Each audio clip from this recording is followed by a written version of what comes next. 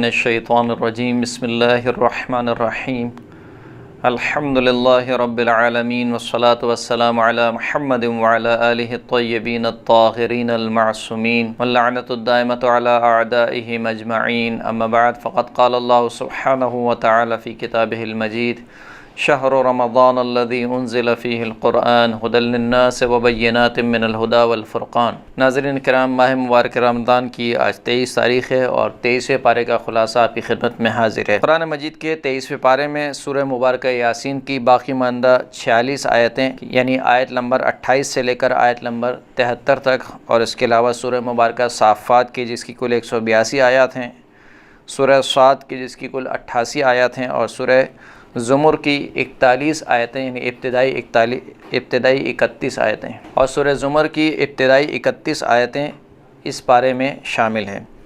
اس پارے کی ابتدا میں خداوند کریم نے گزشتہ قوموں کی ہلاکت کا حوالہ دیتے ہوئے معاد اور دوبارہ اٹھائے جانے کے سلسلے میں کچھ مثالیں پیش کیں۔ آیت نمبر 33 میں خداوند کریم ارشاد فرماتا ہے کہ وَآیَةٌ لَّهُمُ الْأَرْضُ الْمَيْتَةُ أَحْيَيْنَاهَا وَأَخْرَجْنَا مِنْهَا حَبًّا فَمِنْهُ يَأْكُلُونَ، کہ ان لوگوں کے لیے معاد کے سلسلے میں یا دوبارہ اٹھائے جانے کے سلسلے میں ایک نشانی ہے، یعنی مردہ زمین، کہ جس کو ہم دوبارہ زندہ کرتے ہیں اور اس میں سے دانہ نکالتے ہیں اور پھر اس دانے کو یہ لوگ کھاتے ہیں۔ یعنی اگر یہ لوگ تعجب کرتے ہیں کہ ہم کیسے انسان کو دوبارہ زندہ کریں گے، تو کیا یہ نہیں دیکھتے کہ زمین مردہ ہو جاتی ہے، بالکل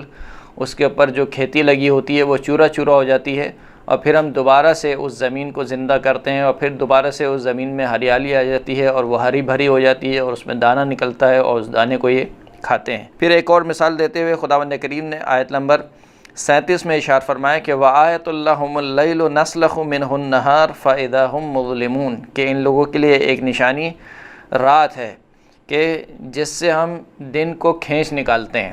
یعنی ان لوگوں کے لیے ایک نشانی رات ہے کہ جس سے ہم دن کو نکالتے ہیں، یعنی رات کا آنا جانا، رات اور دن کا آنا جانا یہ خود ایک نشانی ہے معاد کے اوپر اور دوبارہ اٹھائے جانے کے اوپر، کہ رات آتی ہے پھر اس کے بعد خداوند کریم دوبارہ دن کو لے آتا ہے اور پھر دن کے بعد دوبارہ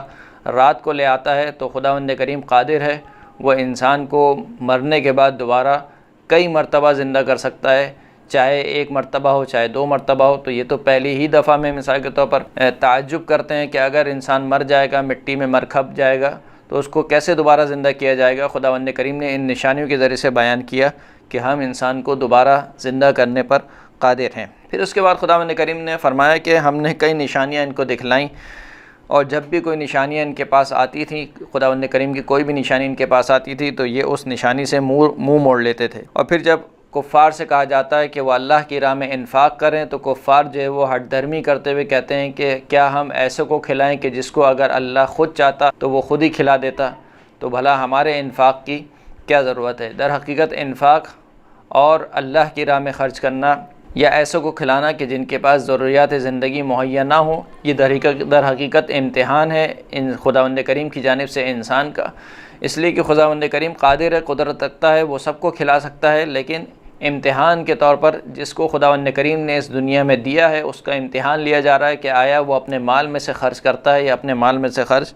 نہیں کرتا۔ پھر اس کے بعد خداوند کریم فرماتا ہے کہ یہ کفار یہ کہتے ہیں کہ قیامت کب آئے گی۔ جواب میں خداوند کریم نے فرمایا کہ قیامت تو ایک زوردار چیخ کے علاوہ کچھ بھی نہیں ہے، اور جب وہ قیامت آئے گی تو کسی کو مہلت نہیں دی جائے گی۔ قیامت کا دن، قیامت کا وقت خداوند کریم نے اپنے پاس رکھا ہے اور کسی کو بیان نہیں کیا کہ قیامت کب آئے گی، تاکہ انسان کا اچھے طریقے سے امتحان لیا جا سکے۔ پھر اس کے بعد خداوند کریم نے سور کے پھونکے جانے کا تذکرہ کیا اور ارشاد ہوا کہ وَنُفِخَ فِي الصُّورِ فَإِذَا هُم مِّنَ الْأَجْدَاثِ إِلَىٰ رَبِّهِمْ يَنْسِلُونَ، کہ جب سور پھونکا جائے گا تو یہ لوگ اپنی قبروں سے اپنے رب کی جانب چلتے ہوئے آ جائیں گے۔ قَالُوا يَا وَيْلَنَا مَن بَعَثَنَا مِن مَّرْقَدِنَا هَذَا مَا وَعَدَ الرَّحْمَنُ وَصَدَقَ الْمُرْسَلُونَ، اور جب ان کو دوبارہ اٹھایا جائے گا ان کی قبروں سے تو اس وقت یہ کہہ رہے ہوں گے کہ ہائے، کس نے ہمیں دوبارہ ہماری قبروں سے اٹھا دیا، اور یہ اللہ کا وعدہ ہے، خدائے رحمان کا وعدہ ہے، اور جو مرسلین ہمیں کہتے تھے، جو رسول ہمیں کہتے تھے کہ تم قبروں میں چلے جانے کے بعد دوبارہ اٹھائے جاؤ گے، تو وہ بھی سچ کہتے تھے۔ پھر اس کے بعد خداوند کریم نے اصحاب جنت کا تذکرہ کیا اور جنت میں جن نعمتوں سے ان کو نوازا جائے گا اس کا تذکرہ ہوا، اور پھر خداوند کریم نے بنی آدم سے لیے گئے ایک عہد و پیمان کا تذکرہ کیا۔ فرمایا کہ الم اعہد الیکم یا بنی آدم اللہ تعبدوا الشیطان انہ لکم عدو مبین وان اعبدونی ھذا صراط مستقیم، کہ اے بنی آدم کیا تم سے میں نے یہ عہد نہیں لیا تھا کہ تم شیطان کی عبادت نہیں کرو گے، کیونکہ وہ تمہارا کھلا ہوا دشمن ہے، اور میری ہی عبادت کرو گے، ھذا صراط مستقیم، اور یہی سیدھا راستہ ہے۔ یعنی شیطان سے دشمنی اختیار کرنی ہے اور رحمان سے تولی اختیار کرنا ہے۔ جب تک یہ تبرہ و تولی نہیں ہوگا اس وقت تک صراط مستقیم نہیں ملے گی۔ اس کے بعد خداوند کریم نے فرمایا کہ قیامت کے دن کفار کے اعضاء و جوارح ان کے خلاف گواہی دیں گے۔ خداوند کریم ارشاد فرماتا ہے کہ جب قیامت میں ان کفار کو لایا جائے گا تو ہم ان کے منہ پر تالے لگا دیں گے، ان کے منہ کو بند کر دیں گے، اور ان کے اعضاء و جوارح ان کے خلاف گواہی دیں گے۔ الیوم نختم علی افواہہم وتکلمنا ایدیہم وتشہد ارجلہم بما کانوا یکسبون، کہ آج کے دن ہم ان کے منہ پر تالے لگا دیں گے اور ان کے ہاتھ ہم سے گفتگو کریں گے اور ان کے پیر شہادت دیں گے اس چیز کی کہ جو یہ دنیا میں کام کیا کرتے تھے۔ اگرچہ کہ یہ آیت کفار و مشرکین کے بارے میں ہے، لیکن دیگر آیات میں خداوند کریم نے فرما دیا ہے کہ ہر ایک سے سوال کیا جائے گا، انسان کے دل سے سوال کیا جائے گا، انسان کی سماعت سے سوال کیا جائے گا، انسان کی بصارت سے سوال کیا جائے گا، انسان کے اعضاء و جوارح قیامت کے دن گواہی دیں گے۔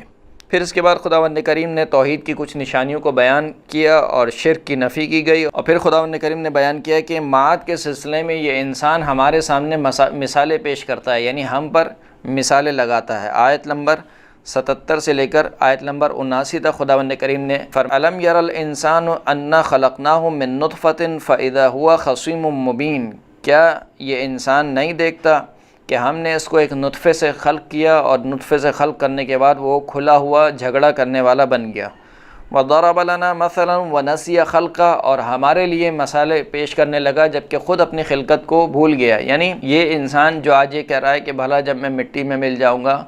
جب میں جو ہے وہ ہڈیوں میں تبدیل ہو جاؤں گا تو میں کیسے اٹھایا جاؤں گا، یعنی ہمارے لیے مثالیں پیش کر رہا ہے جبکہ خود اپنی خلقت کو بھول گیا کہ جب تم کچھ بھی نہیں تھے پھر خداوند کریم نے تمہیں خلق کیا، تو دوبارہ خلق کرنا بھلا خداوند کریم کے لیے کون سا مشکل کام ہے۔ پھر خداوند کریم فرماتا ہے کہ قل یحییھا الذی انشأھا اول مرہ وَهُوَ بِكُلِّ خَلْقٍ عَلِيمٌ، اے حبیب اب ان سے کہہ دیجئے کہ تجھے وہی دوبارہ زندہ کرے گا جس نے تجھے پہلی مرتبہ خلق کیا تھا، اور خداوند کریم ہر خلقت سے ہر خلقت کے بارے میں علم رکھتا ہے اور جانتا ہے۔ یہاں پر تقریباً سورہ مبارکہ یاسین کا اختتام ہوتا ہے، اور اس کے بعد کی جو سورہ ہے سورہ مبارکہ صافات کی، جس کی کل 182 آیات ہیں۔ ابتدائی آیات میں فرشتوں کی قسم کھاتے ہوئے خداوند کریم نے اپنی توحید کو بیان کیا، اور اس کائنات کے نظام میں اس کائنات کے نظام کو جو کہ توحید پر بالکل واضح دلیل ہے اس کو پیش کیا گیا۔ پھر اس کے بعد خداوند کریم نے کفار سے ایک سوال کیا کہ یہ بتاؤ کہ کیا زمین اور آسمان کی خلقت زیادہ مشکل ہے یا تمہاری خلقت زیادہ مشکل ہے؟ یقیناً زمین اور آسمان کو خلق کرنا یہ تم سے زیادہ مشکل کام ہے، لیکن خداوند کریم نے جب زمین اور آسمان کو خلق کیا تو تمہیں دوبارہ خلق کرنے پر خداوند کریم کیوں کر قادر نہیں ہے؟ پھر خداوند کریم نے کفار کے تعجب بیان کیا کہ وہ تعجب کرتے ہیں کہ بھلا جب ہم مر جائیں گے تو کیا ہم دوبارہ اٹھائے جائیں گے؟ خداوند کریم نے فرمایا کہ ہاں یقیناً تم دوبارہ اٹھائے جاؤ گے۔ پھر اس کے بعد آیت نمبر 22 سے لے کر آیت نمبر 39 تک مشرکین اور ان کے معبودوں کے عذاب کا تذکرہ ہوا۔ پھر اس کے بعد آیت نمبر 40 سے لے کر آیت نمبر 70 تک اللہ نے اپنے مخلص بندوں کا تذکرہ کیا کہ وہ قیامت کے دن اللہ کے عذاب سے محفوظ ہوں گے، اور اللہ کریم نے ان کو جو طرح طرح کی نعمتیں عطا کی ہیں اس کا تذکرہ ہوا۔ اور قیامت کے دن جو اللہ نے اہل ایمان کو کفار کے اوپر برتری دی ہوگی اس کو باقاعدہ وہ اپنی آنکھوں سے دیکھیں گے، یعنی اہل ایمان باقاعدہ جہنم کی طرف جھانک کر دیکھیں گے کہ یہ جو کافر جو اللہ کا انکار کرتا تھا یا معاد کا انکار کرتا تھا وہ اس وقت کس حالت میں ہے، اور خداوند کریم نے مجھے یعنی صاحب ایمان کو کیا فضیلت اور برتری عطا کی ہے، اس کو باقاعدہ اس منظر کو اپنی آنکھوں سے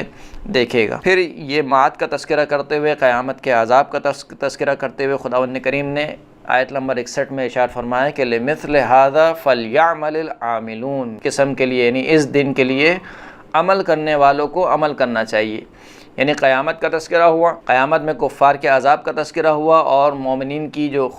کو جو خداوند کریم نعمت عطا کرے گا اس کا تذکرہ ہوا۔ پھر اس کے بعد خداوند کریم نے فرمایا کہ لِمِثْلِ هَذَا فَلْيَعْمَلِ الْعَامِلُونَ، کہ اس دن کے لیے عمل کرنے والوں کو عمل کرنا چاہیے۔ اس کے بعد خداوند کریم نے حضرت نوح علیہ السلام کی نجات کا تذکرہ کیا کہ ہم نے کس طریقے سے حضرت نوح کو نجات دی، اور پھر حضرت ابراہیم علیہ السلام کا ذکر ہوا کہ انہوں نے کس طریقے سے توحید کی دعوت دی اور بت شکنے کی اور بتوں کی جو پرستش کرتے تھے ان کے سامنے توحید کی واضح دلیلوں کو پیش کیا۔ اس کے بعد آیت نمبر 100 سے لے کر آیت نمبر 107 تک خداوند کریم نے حضرت ابراہیم کی قربانی کا تذکرہ کیا۔ وہ قربانی جو حضرت ابراہیم کے لیے واقعاً ایک بہت بڑا امتحان تھی کہ حضرت ابراہیم کے جن کو بڑھاپے میں اولاد عطا ہوئی، جناب اسماعیل علیہ السلام عطا ہوئے،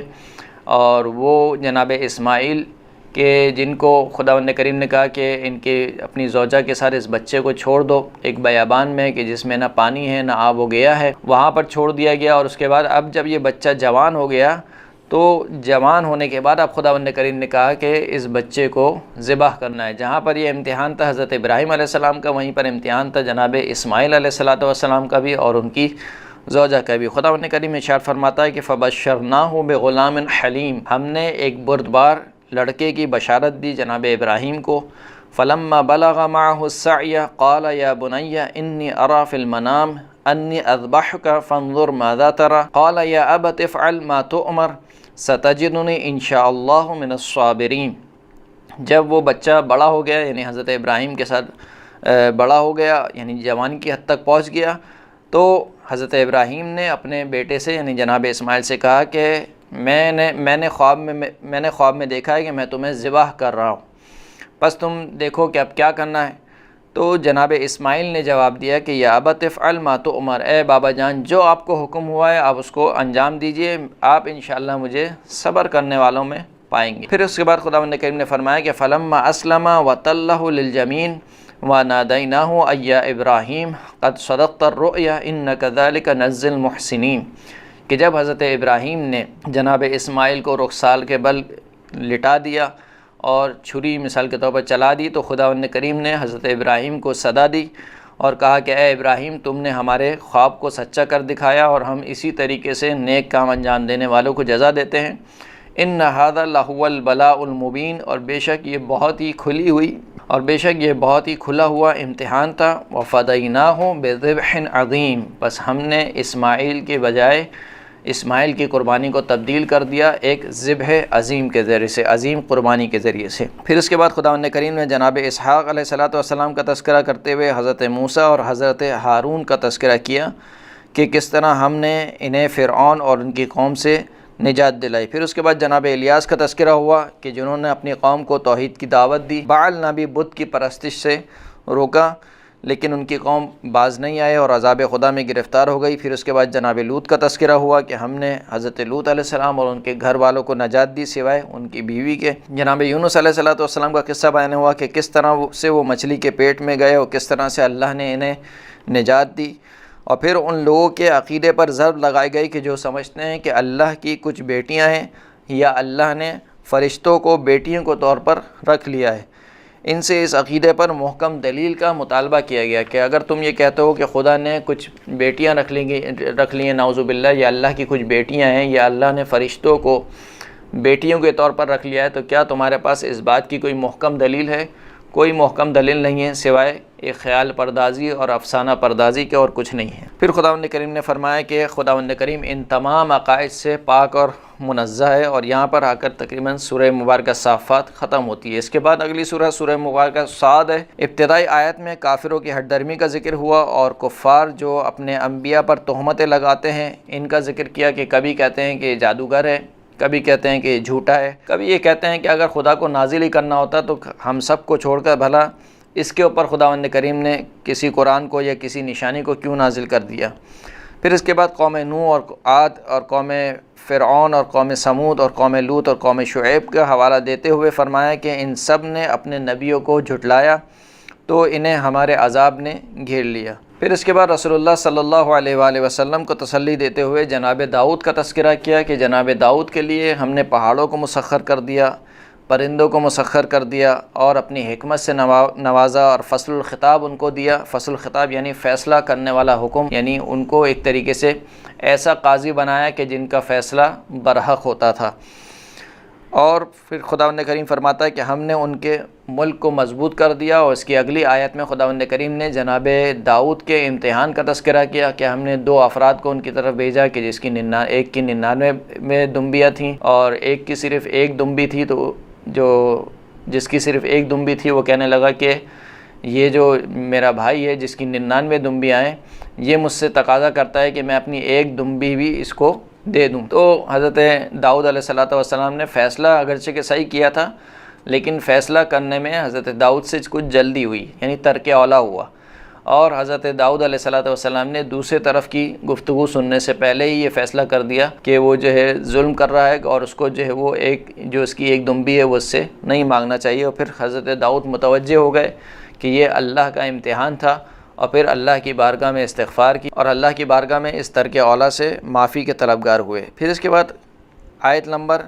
26 میں خداوند کریم نے حضرت داؤد کی خلافت کا تذکرہ کیا، فرمایا کہ یا داؤد انا جعلناک خلیفۃ فی الارض فاحکم بین الناس بالحق ولا تتبع الہوی فیضلک عن سبیل اللہ ان الذین یضلون عن سبیل اللہ لہم عذاب شدید بما نسوا یوم الحساب۔ اے داؤد، ہم نے آپ کو زمین پر خلیفہ بنایا ہے، بس حق کے ساتھ لوگوں کے درمیان فیصلہ کیجیے اور اپنی ہوا و ہوس کی اتباع نہ کریں، پیروی نہ کریں۔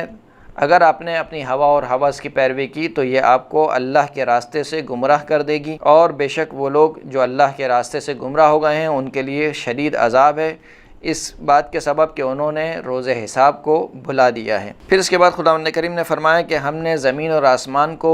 باطل خلق نہیں کیا، بے مقصد خلق نہیں کیا، بلکہ اس زمین اور آسمان کے خلق کرنے کا ایک مقصد ہے، اس مقصد کے تحت ہم نے اس زمین اور آسمان کو خلق کیا ہے۔ فرمایا کہ وما خلقنا السماء والارض وما بینہما باطلا ذلک ظن الذین کفروا فویل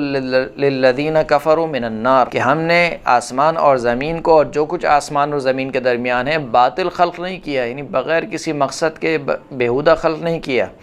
اور یہ ان لوگوں کا گمان ہے کہ جو کہ کافر ہیں، یعنی کافر یہ سمجھتے ہیں کہ گویا خداوند کریم نے بس ایسی خلق کر دیا ہے، اس کا کوئی ہدف اور اس کا کوئی مقصد نہیں ہے، بس وائے ہو ان لوگوں پر کہ جنہوں نے کفر اختیار کیا۔ پھر اس کے بعد خداوند کریم نے صاحبان ایمان اور صاحبان فساد کا تذکرہ کیا اور فرمایا کہ متقین اور فاسق و فاجر ہمارے نزدیک ایک جیسے نہیں ہو سکتے۔ پھر اس کے بعد جناب سلیمان کی آزمائش کا تذکرہ ہوا کہ جب اللہ نے جناب سلیمان کو آزمایا تو جناب سلیمان اپنے رب کی طرف متوجہ ہوئے اور فرمایا کہ قال رب اغفر لی وہب لی ملکا لا ينبغی لأحد من بعدی انک انت الوہاب، خداوند کریم مجھے بخش دے اور مجھے ایسا ملک عطا فرما کہ جو تو نے میرے بعد کسی کو بھی عطا نہیں فرمایا، یعنی ایسی بادشاہت ہو کہ جو بے نظیر ہو، کہ میرے بعد جو تو نے کسی کو وہ عطا نہ فرمائی ہو، بے شک تو ہی عطا کرنے والا ہے۔ پھر اس کے بعد جناب ایوب علیہ السلام کے امتحان کا تذکرہ ہوا اور اس کے نتیجے میں جو خداوند کریم نے انہیں اپنے فضل سے نوازا اس کو خداوند کریم نے ذکر کیا۔ پھر جناب ابراہیم، جناب اسحاق، جناب یعقوب، جناب اسماعیل، جناب یسع اور جناب ذوالکفل علیہم السلام کا ذکر کرتے ہوئے ارشاد فرمایا کہ یہ سب ہمارے مخلص بندے تھے اور منتخب نمائندے تھے۔ پھر اس کے بعد آخرت میں خداوند کریم نے جو متقین کے لیے نعمتیں آمادہ کر رکھی ہیں اس کا ذکر ہوا اور سرکش افراد کے عذاب کا تذکرہ ہوا۔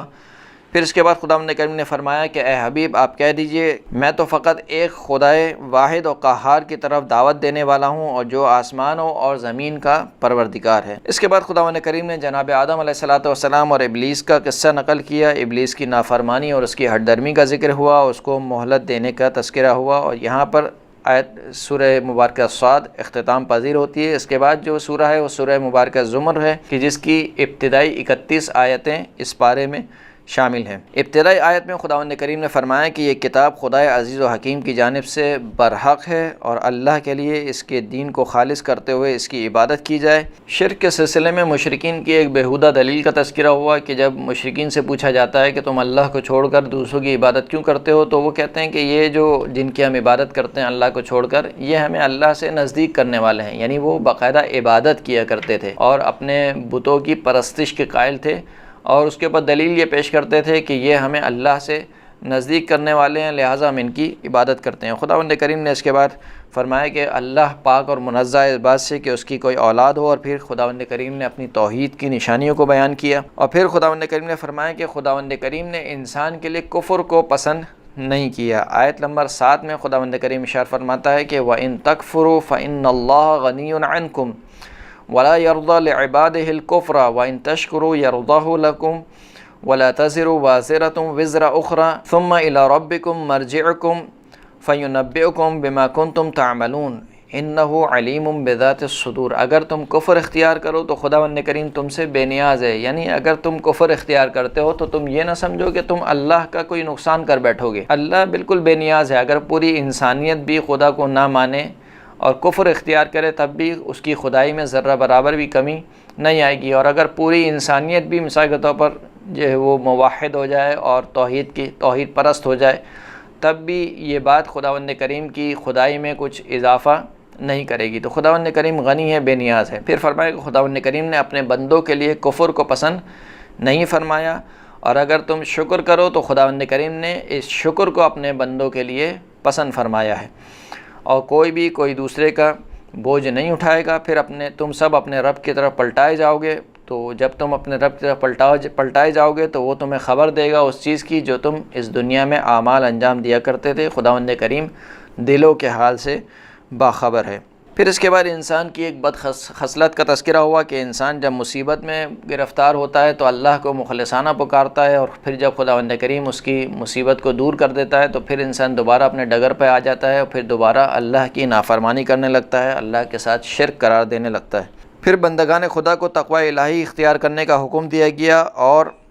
دوبارہ اخلاص کے ساتھ عبادت کرنے اور فقط اللہ کے لیے اپنے دین کو خالص کرنے کا حکم دیا گیا اور اس کی تاکید کی گئی۔ پھر آیت نمبر 15 میں خداوند کریم نے یہ ذکر فرمایا کہ اصل نقصان اور اصل خسارہ کیا ہے۔ آیا یہ دنیا کی زندگی کا جو نقصان ہے، یہ دنیا کی زندگی کا جو خسارہ ہے، یہ بڑا خسارہ ہے یا نہیں؟ اس سے بڑا بھی کوئی ایک نقصان ہے، اس سے بڑا بھی کوئی ایک خسارہ ہے۔ فرمایا کہ فَاعْبُدُوا مَا شِئْتُم مِّن دُونِهِ قُلْ إِنَّ الْخَاسِرِينَ الَّذِينَ خَسِرُوا أَنفُسَهُمْ وَأَهْلِيهِمْ يَوْمَ الْقِيَامَةِ أَلَا ذَلِكَ هُوَ الْخُسْرَانُ الْمُبِينُ کہ خداوند کریم نے جب کفار کو بہت سی دلیلیں دیں اور کفار جو ہے وہ شرک سے باز نہیں آئے تو کہا کہ بس صحیح ہے، جس کی چاہے تم عبادت کرو اللہ کو چھوڑ کر، یعنی اللہ کو چھوڑ کے جس کی چاہے تم عبادت کرنا چاہتے ہو عبادت کرو۔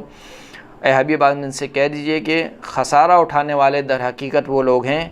کہ جو خود اپنے آپ کو اور اپنے اہل عیال کو قیامت کے دن خسارے میں پائیں گے۔ یعنی خداوند کریم کے نزدیک اصل خسارہ آخرت کا خسارہ ہے، اصل خسارہ قیامت کے دن کا خسارہ ہے۔ دنیا کا خسارہ انسان مثال کے طور پر چند روزہ زندگی کے لیے یہاں پر آیا ہے، اگر مال کا نقصان ہو گیا، کوئی مثال کے طور پر اولاد کا نقصان ہو گیا، ماں باپ کا نقصان ہو گیا، تو بالآخر انسان کو یہاں سے چلے جانا ہے اور یہ دنیا ایک دن ختم ہو جانے والی ہے۔ لیکن جو اصل خسارہ ہے اور اصل نقصان ہے وہ آخرت کا نقصان ہے، کہ جو نقصان کبھی بھی پورا ہونے والا نہیں ہے۔ پھر خداوند کریم نے فرمایا کہ آگاہ ہو جاؤ کہ یہی کھلا ہوا خسارہ ہے، یعنی جو آخرت کا خسارہ ہے، جو آخرت کا نقصان ہے، یہی بالکل واضح اور کھلا ہوا نقصان ہے۔ اس کے بعد خداوند کریم نے یکتا پرستی کی جزا اور شرک کے عذاب کا تذکرہ کیا، اور پھر دوبارہ توحید کی نشانیوں کو خداوند کریم نے ذکر فرمایا، اور اس طریقے سے تقریباً یہ پارہ یہاں پر اختتام پذیر ہوتا ہے۔ وآخر الدعوانا ان الحمد للہ رب العالمین۔